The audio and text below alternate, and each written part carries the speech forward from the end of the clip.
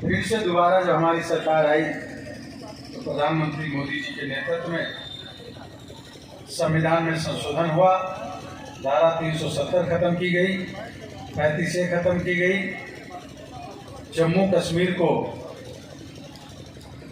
हिंदुस्तान का अलग जहाँ पर तिरंगे के अलावा झंडा फहरता था, वहाँ से पूरे सिस्टम को खत्म किया गया। अब वहाँ पर तिरंगा झंडा फहरा जाने का काम है।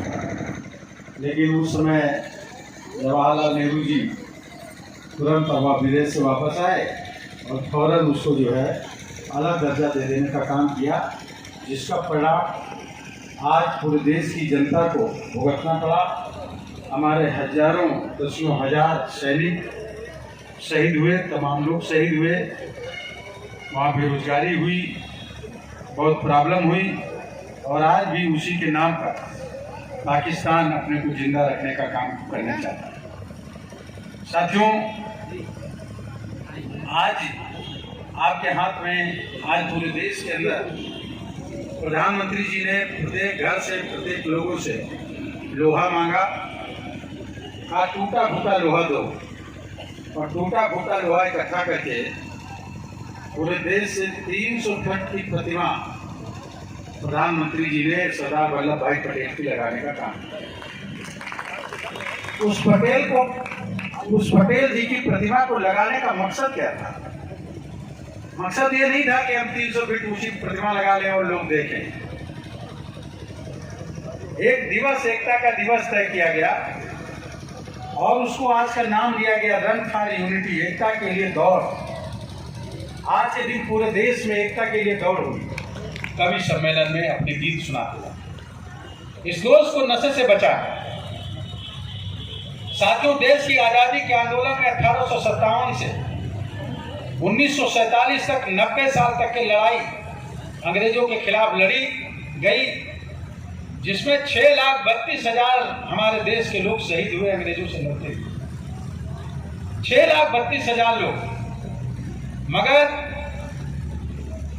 हर साल शराब के नशे की वजह से हमारे देश में 10 लाख लोग खत्म हो जाते हैं, जिनका लीवर डैमेज हो जाता है, किडनी फेल हो जाती है, फेफड़ा खराब हो जाता है, सुसाइड कर लेते हैं, एक्सीडेंट में मर जाते हैं, झगड़े में मर जाते हैं। ऐसे 10 लाख लोग खत्म होते हैं दारू के नशे की वजह से हर साल। 5 लाख लोग जो पान, मसाला, सिगरेट, बीड़ी, खैनी, तंबाकू, चरस, अफीम, स्मैक पीते हैं, जिनके मुंह का कैंसर होता है, लीवर का कैंसर होता है, फेफड़े का कैंसर होता है, गले का कैंसर होता है। ऐसे 5 लाख लोग खत्म होते। 15 लाख लोग हर साल, हर परिवार, 15 लाख परिवार बर्बाद हो रहे हैं, खत्म, उनके परिवार दिन खत्म हो रहे हैं। किसी का बेटा, किसी का पति, किसी का भाई, किसी का बाप।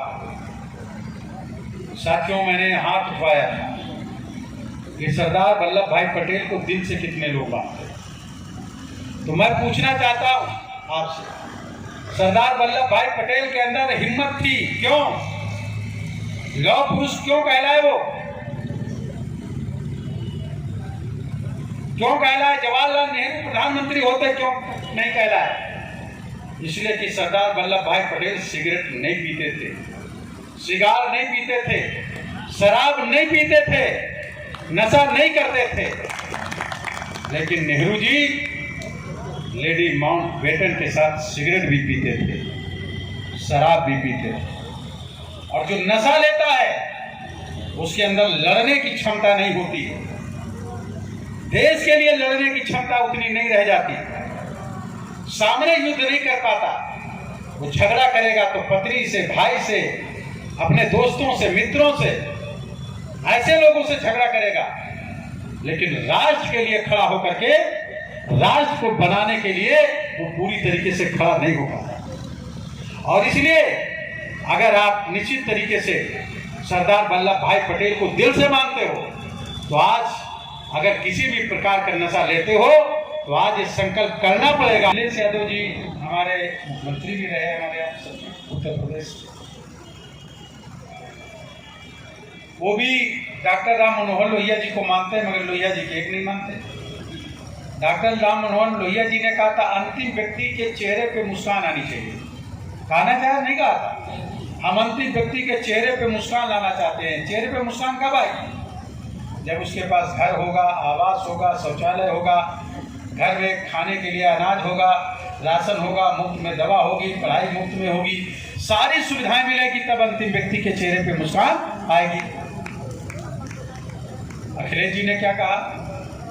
जिंदा आदमी मुस्कुराए या न मुस्कुराए, कब्रिस्तान में लेटा हुआ मुर्दा के चेहरे पे मुस्कान आए, इसलिए उन्होंने बाउंड्री बनवाने का काम किया, जिंदा लोगों को आवास देने का काम किया। ये समझ साफ करो। आप सरदार वल्लभ भाई पटेल जी को मानते हो तो आप सोचो कितना बड़ा फर्क था। जवाहरलाल नेहरू जी में उतना और पटेल जी में कितना फर्क था। 2 दिन 3 दिन के लिए जवाहरलाल नेहरू ना आते, कश्मीर की समस्या 1947 में खत्म हो गई होती, बनती ही नहीं समस्या। यह सोच का फर्क था। इसलिए ऐसे लोगों के हाथ में बागडोर चली जाए जो मुर्दा लोगों के लिए काम करते हो, जिंदा लोगों के लिए कोई काम ना करते हो। मगर आपके प्रधानमंत्री जी क्या कर रहे हैं? आपके मुख्यमंत्री जी क्या कर रहे हैं? ट्रेनें बंद रही कोरोना में, हवाई जहाज बंद रहे, फैक्ट्रियां बंद रही, दुकानें बंद रही, एक भी पैसा नहीं गया सरकार के पास टेस्ट के नाम पर। उसके बाद भी क्या किया उन्होंने? 50 करोड़ जनता को मुफ्त में इलाज, 8 करोड़ जनता तक को घर पहुंचाना, उनके खाते में 1-1 हजार रुपया डालना। जिन महिलाओं ने जनधन योजना के तहत खाता खोला था, उनके खातों में 500-500 रुपया किसी महिलाओं के खाते में आया क्या? आया ना 500-500 रुपए? 500-500 रुपए खाते में दिया उनको। जब एक पैसा सरकार के पास नहीं जा रहा था, तब 80 करोड़ जनता को मुफ्त में राशन हर महीने 2 महीने दिया। 30 नवंबर तक दोबारा आया कोरोना। अभी 30 मार्च तक के हर व्यक्ति को 5-5 किलो राशन महीने में 2 बार 80 करोड़ जनता को पूरे देश में हमारी सरकार दे रही है। किसानों को 6,000 रुपए खाते में साल में उनको देने का काम हमारी सरकार कर रही है। मुख्यमंत्री जी लड़कियों की गरीब की शादी घर से करेगा तो 20,000, सामूहिक शादी करेगा 51,000, मजदूरों की लड़की की शादी में 75,000 रुपए देने का काम कर रही है। ये विचारधारा मिलती है सरदार वल्लभ भाई पटेल से। ये विचारधारा उनकी है जिसके लिए हमारा काम हमारी